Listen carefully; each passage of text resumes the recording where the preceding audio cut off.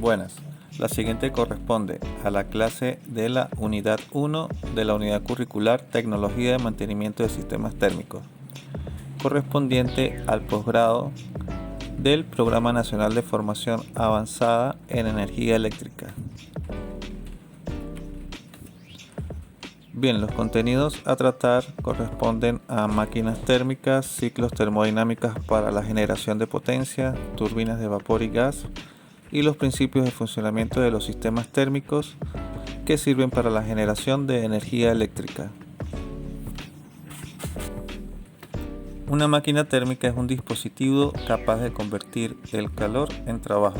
Como se observa en la gráfica, una máquina térmica funciona entre un depósito de alta temperatura, ¿sí?, y un depósito de baja temperatura, lo que se llaman allí temperatura alta de la fuente y temperatura baja del sumidero. ¿Okay? Por los intercambios energéticos que en ella ocurren, ella aprovecha el calor del depósito de alta y produce una potencia de salida o un trabajo de salida. Sí, en general se representa por el giro de un eje. Okay, ese giro en eje, si es una máquina térmica que se utiliza para producir energía eléctrica, pues se conecta a un generador quien transforma ese trabajo mecánico en una energía eléctrica. Okay.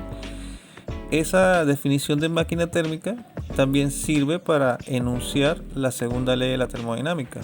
¿Sí? Sabemos que cualquier proceso en el universo, para que se pueda llevar a cabo, debe cumplir con las leyes de la termodinámica. ¿Sí? La primera se conoce como que la energía no se destruye ni se crea, ¿no? Solo se transforma. ¿Okay? Esta ley sirve para hacer balances de energía. ¿Sí? Si nosotros le aplicamos la primera ley de la termodinámica a una máquina térmica, podríamos concluir de que si dispongo de 100 unidades de energía, por ejemplo, del depósito de alta temperatura, como límite podría transformar esas 100 unidades en 100 unidades de calor en 100 unidades de trabajo. ¿Sí? Sería una máquina que trabajaría a una eficiencia térmica del 100%. Ok, eso según la primera ley de la termodinámica. No podemos tener ninguna máquina que produzca más de 100 unidades de energía. Se está recibiendo 100 en forma de calor. Si existiese una máquina que no cumpla eso, rompe la primera ley. Se le llamaría una máquina de movimiento perpetuo de primera clase. ¿Okay? Hasta el momento no existe ninguna máquina, a pesar de numerosos intentos que pueda romper esta ley. Bien, ahora la segunda ley dice que es imposible que un dispositivo que opere en un ciclo reciba calor de un solo depósito y produzca una cantidad neta de trabajo. Bien, entonces el esquema ese que se presenta allí representa el enunciado también de la segunda ley. Dice que no solo no se puede transformar todo el calor de entrada en un trabajo, sino que además siempre va a haber un intercambio con un depósito de baja temperatura. O sea que siempre va a haber un calor de desecho. Entonces eso va a hacer que la eficiencia de la máquina baje siempre o funcione siempre por debajo del 100% de la eficiencia térmica. ¿Sí? Hasta el momento tampoco ha existido ninguna máquina o dispositivo que rompa la segunda ley. Si existiese, se le llamaría una máquina de movimiento perpetuo de segunda clase. En una máquina térmica, la fuente de energía o el depósito de alta temperatura está representado por un horno, por ejemplo, o un lugar de una caldera. Es el lugar donde ocurre la combustión del combustible. ¿Sí? El depósito de baja temperatura o el sumidero de energía representa el lugar donde se deposita la energía, donde sale la energía en forma de calor.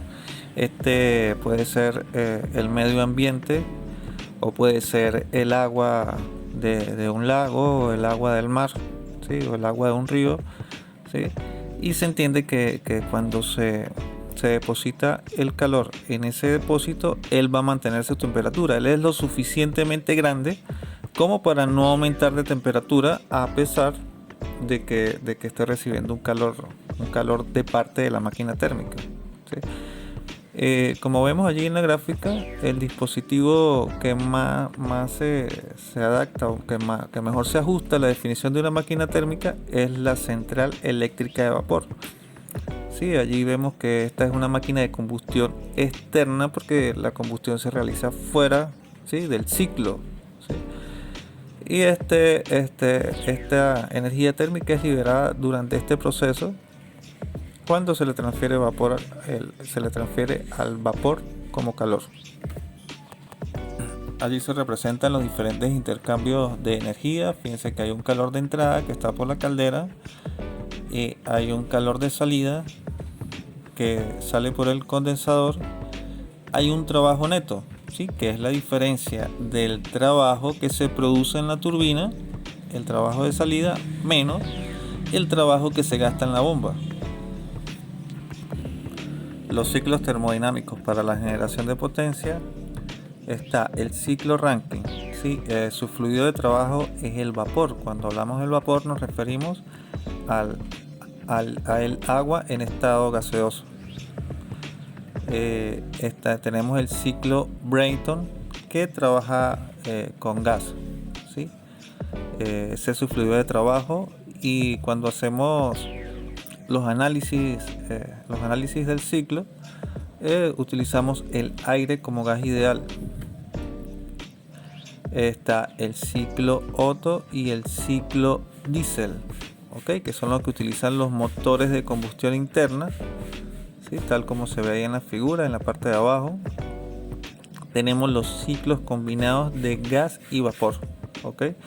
Los ciclos combinados de vapor son los que utilizan las modernas centrales termoeléctricas que cuentan con una mayor eficiencia, ¿okay? Ellos combinan el ciclo Brayton, ¿sí? utilizan turbinas de gas para producir energía combinada con turbinas a vapor con el ciclo Rankine, ¿sí? Eso permite que se pueda aprovechar un calor de desecho del Brayton hacia el Rankine y se pueda aumentar la eficiencia en la producción de energía eléctrica.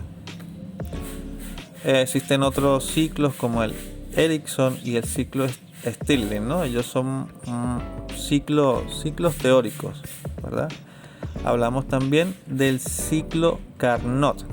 Okay, este es un ciclo completamente teórico, ideal, totalmente reversible, que se utiliza solamente para el estudio, ¿no? Él es importante porque nos da el límite, ¿sí?, de la eficiencia de cualquier máquina térmica. Este límite corresponde al límite que se establece por la segunda ley de la termodinámica.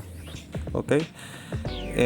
Como ven allí, esa fórmula que se genera del análisis del ciclo, donde esa que dice que la eficiencia térmica de Carnot es igual a 1 menos TL entre TH. TL corresponde a la temperatura del depósito de baja temperatura, o sea, el medio ambiente, y TH a la temperatura de alta, ¿no?, donde se produce la combustión.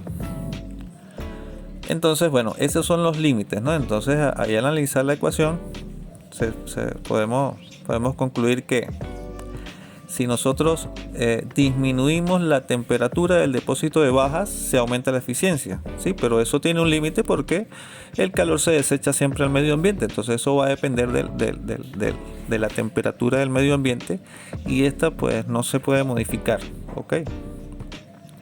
La otra forma de aumentar la eficiencia de una máquina térmica es subir la temperatura de alta, ¿sí? Es donde ocurre la combustión. La condición límite es los materiales de construcción de la turbina, ¿okay? Entonces, a medida que ha avanzado el tiempo y se han descubierto nuevos materiales que tienen mayores resistencias térmicas, que pueden soportar más altas temperaturas, va aumentando la eficiencia de estas máquinas térmicas.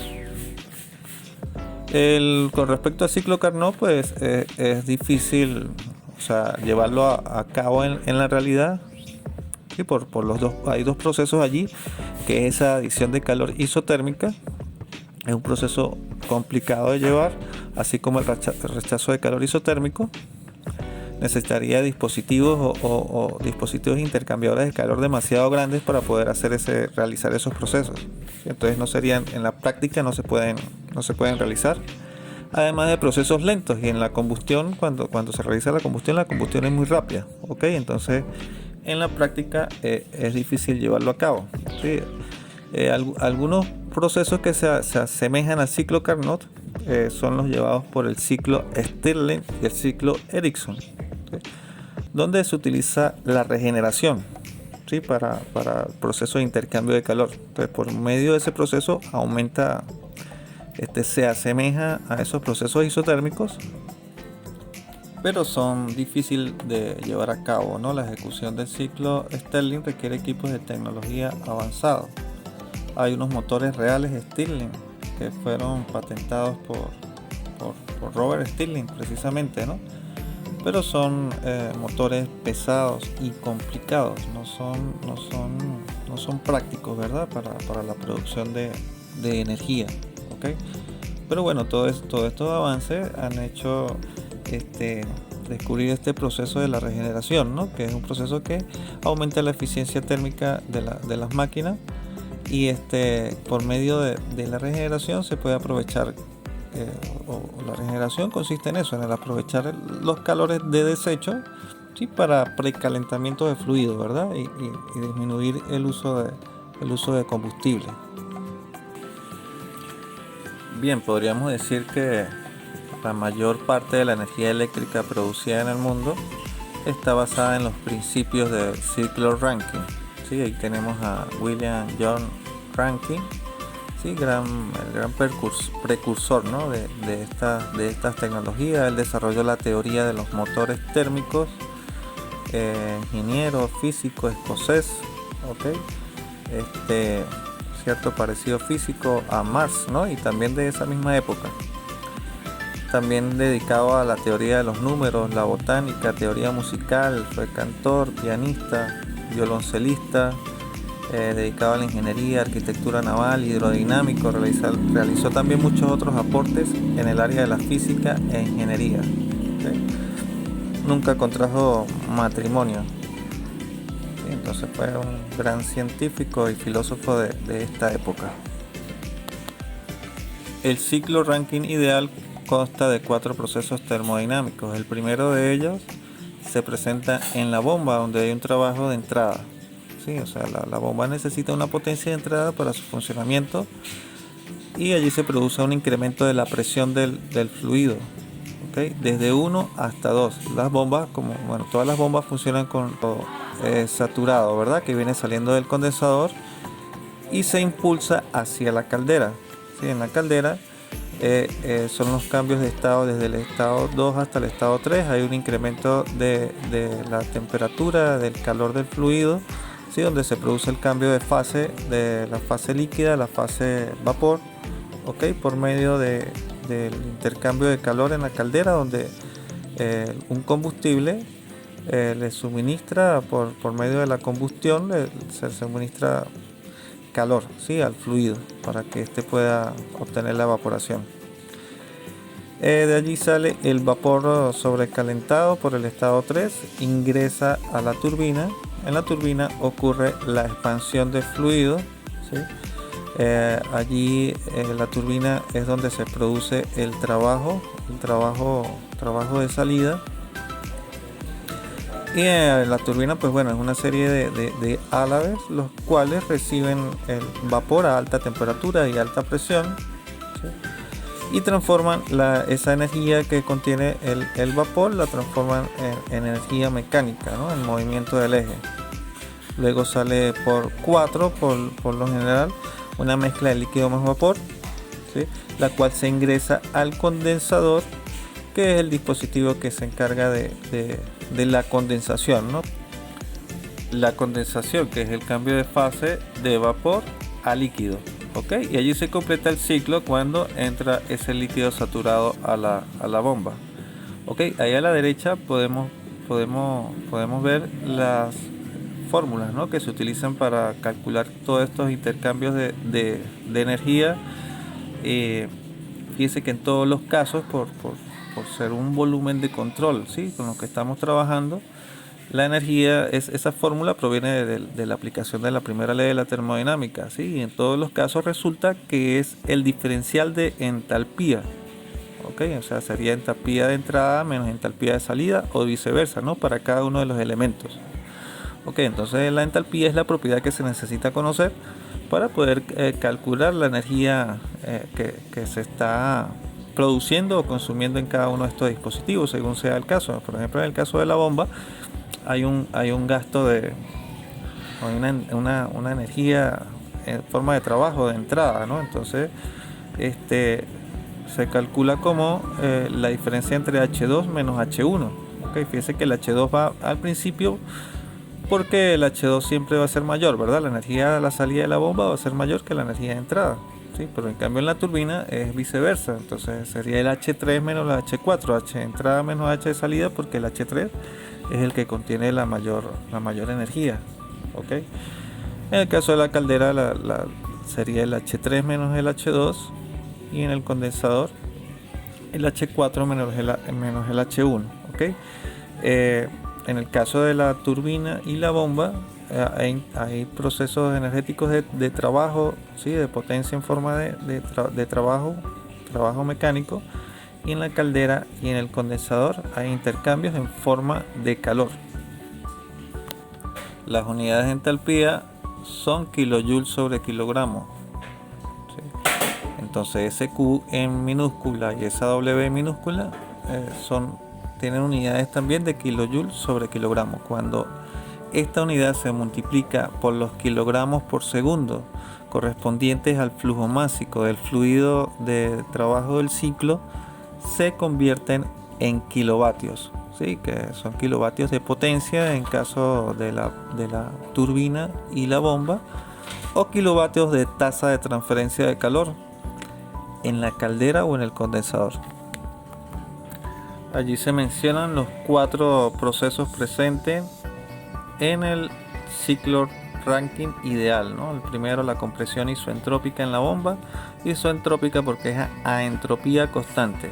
¿Okay? Luego la adición de calor a presión constante en la caldera es un proceso isobárico, expansión isoentrópica en la turbina, y por último el rechazo de calor a presión constante en el condensador. Bien, allí se menciona la eficiencia térmica del ciclo Rankine, ¿no? Esa ecuación que está allí, que dice que el trabajo neto entre el calor de entrada, en realidad esa ecuación también puede ser utilizada para cualquier ciclo de generación de potencia, ¿okay?, para cualquiera de los ciclos. Y el trabajo neto, pues por supuesto, es lo que se produce, lo que se va a aprovechar, ¿sí?, dividido entre el calor de entrada, que es el gasto, ¿sí? Allí depende del combustible, ¿verdad? El gasto en calor. A continuación, el ejercicio 1 dice: considera una central eléctrica de vapor que opera en el ciclo ideal simple con las entalpías mostradas en la figura. Determine la eficiencia térmica de este ciclo. Bien. En este curso es de interés analizar la parte energética, los flujos energéticos que ocurren en el ciclo, así como su eficiencia. ¿Okay? Por eso estamos trabajando ya directamente tenemos las entalpías, ¿no?, que es la energía de entrada y de salida de cada uno de los dispositivos, ¿no?, que están ahí presentes en el ciclo. No es de interés definir estados termodinámicos ni esa parte de termodinámico, eso no corresponde a este curso. ¿Okay? Entonces, bueno, ¿por qué les digo? Estos ejercicios comúnmente se definen estados termodinámicos y se utilizan tablas para hallar esas entalpías. Aquí están dadas directamente. ¿Okay? Les mencioné que para poder encontrar estas entalpías de esa forma, pues se utiliza algo que se llama la ecuación de estado. Yo puedo, a partir de 2 propiedades termodinámicas intensivas conocidas, puedo determinar el resto de propiedades, ¿sí? Puedo ir a una tabla termodinámica y definir su entalpía, ¿sí?, que es lo que necesito. En este caso, pues no, yo se las estoy dando directamente. ¿Ok? Ese proceso técnico para conseguir esas entalpías y definición de estado es lo que se ve en los cursos de termodinámica, pero también el uso de tablas no es la única forma, hay otras formas como son los diagramas termodinámicos, ¿sí? Que facilita un poco allí el definir los estados. Y también hay aplicaciones, ¿verdad? Es fácil también conseguir alguna aplicación donde yo le suministre los datos de las dos propiedades conocidas y él me genera las otras propiedades restantes. Bien. Entonces, bueno, esto nos facilita un poco, ¿no? La resolución de los problemas. Sabemos que para encontrar la energía en cada uno de los dispositivos presentes en el ciclo, tenemos que hacer nada más una resta, o sea, es la diferencia de las entalpías, ¿no? Presentes allí del fluido. ¿Ok? Y así calculamos el trabajo de la bomba, el calor de la caldera, el trabajo de la turbina y el calor del condensador. Para luego hallar la eficiencia térmica, ¿no? Por supuesto, el Q de salida es el presente en el condensador y el Q de entrada es el presente en la caldera. Podemos utilizar esta o cualquiera de las otras fórmulas de eficiencia. Y en este caso, para poder obtener esta eficiencia térmica del 26%. Bien, tenemos un segundo ejercicio donde hay una potencia neta del ciclo de 90 megavatios en un ciclo ideal Rankine. Nos piden determinar el rendimiento térmico del ciclo, el trabajo neto del ciclo, flujo másico, la potencia de bombeo requerida, ¿no? Si la eficiencia de las bombas es del 80%. Tenemos los datos suministrados de las entalpías en cada uno de los estados y igual que en el anterior, pues aplicamos la diferencia de entalpía en cada uno de los dispositivos, hallamos los trabajos y los calores presentes allí y igualmente la eficiencia térmica, ¿no? Luego hallamos el trabajo neto, ¿sí? Como la diferencia del trabajo producido en la turbina menos el trabajo gastado en la bomba, y transformamos ese trabajo neto a una potencia neta. Entonces, para transformar el trabajo en potencia multiplicamos por el valor de flujo másico, ¿sí? Y luego hacemos un despeje de esta fórmula donde el flujo másico es igual a la potencia entre el trabajo. Okay, tenemos el dato suministrado de la potencia producida en la central entre el trabajo neto calculado por las diferencias de entalpías y determinamos el flujo másico, ¿no? En este caso nos da un flujo de 341.604 kilogramos por hora, okay, de fluido. De esta forma después hallamos el trabajo de la bomba, sí, que es lo otro que nos piden, donde vamos a multiplicar ese flujo másico por el trabajo producido en la bomba, y eso lo dividimos entre 0.8, que es la eficiencia de la bomba, y ahí podemos obtener la potencia consumida por la bomba, que son los 836 kilovatios o transformados en HP 1121. Bien, comúnmente en la práctica este ciclo Rankine ideal se le realizan algunas modificaciones, ¿no? Una de ellas es el recalentamiento, ¿okay? Como se observa ahí en la figura, el recalentamiento consiste en la extracción, ¿sí?, de una etapa intermedia de la turbina de fluido, ¿sí? Ese fluido que ya se ha expandido y ha bajado de temperatura se vuelve a pasar por la caldera para que obtenga ese recalentamiento y así poderlo pasar por una turbina de baja presión, ¿ok?, con la misma temperatura con la que había entrado en la anterior, ¿ok? Entonces ese proceso hace que aumente la eficiencia del ciclo, ¿ok? El otro proceso que se utiliza es la regeneración, ¿sí?, para el ciclo Rankine ideal regenerativo. Este consiste en extracción de parte del fluido, de solo una parte, hacia un calentador de agua abierto, ¿sí?, que es esa caja que se ve allí en el medio. Entonces ese fluido se utiliza para mezclarlo por el que sale del condensador y obtener un precalentamiento del fluido que va a entrar en la caldera.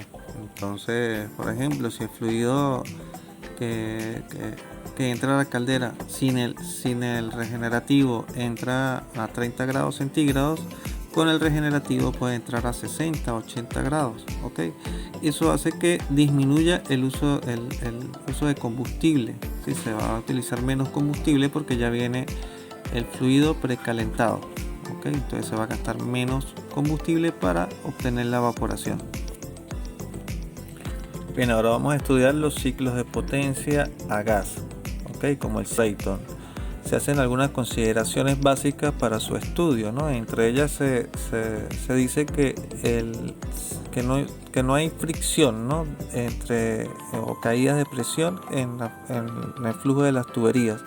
Sí, esto es bastante cierto, ya que los tramos son cortos, ¿sí? Entonces las pérdidas de presión allí en esos tramos es despreciable. También se dice que los procesos de compresión y expansión ocurren en forma de transformación adiabático, ¿sí? Esto resulta de que en el compresor, solo se toma en cuenta los intercambios de trabajo, no se toma en cuenta el calor que pueda entrar o salir. Igualmente en la expansión ocurrida en la turbina, ¿sí? Para su análisis solo se toma en cuenta los procesos de producción de trabajo y se desprecian los intercambios de calor. Las tuberías se consideran que están bien aisladas, ¿no? Entonces no hay pérdidas de calor en las tuberías. También se realizan algunas suposiciones, ¿no? Que se llaman suposiciones de aire estándar. Se considera que el fluido de trabajo es aire que circula de modo continuo en un circuito cerrado y siempre se comporta como un gas ideal. En realidad, lo que pasa en la realidad en estas máquinas es que se trabaja con una mezcla de aire y combustible y los gases producto de la combustión que se producen, y todo ese fluido es el que se utiliza en la turbina en el caso del ciclo Brayton o lo que entra en los pistones en el caso de los ciclos Otto o diésel, y ese es el fluido de trabajo real. Cuando se hace su análisis, ¿sí? Para su estudio, se considera que todo es aire, ¿verdad? Que todo es aire y que el calor no proviene de una combustión, sino que viene de una adición de calor del exterior. Para el estudio del ciclo Brayton también se considera que los procesos a lo largo de la turbina y el compresor son isoentrópicos. Como vemos en la figura, tenemos a la izquierda un motor de turbina de gas con ciclo abierto. Eso es lo que ocurre en la realidad en este tipo de motores, ¿verdad? Entra el aire, se combina con el combustible y sale por la turbina los gases producto de la combustión. Eso se transforma para su estudio y su análisis en un ciclo, ¿sí? Que es el que se ve a la derecha. Entonces, en este caso se cambia el proceso de salida de los gases de la turbina.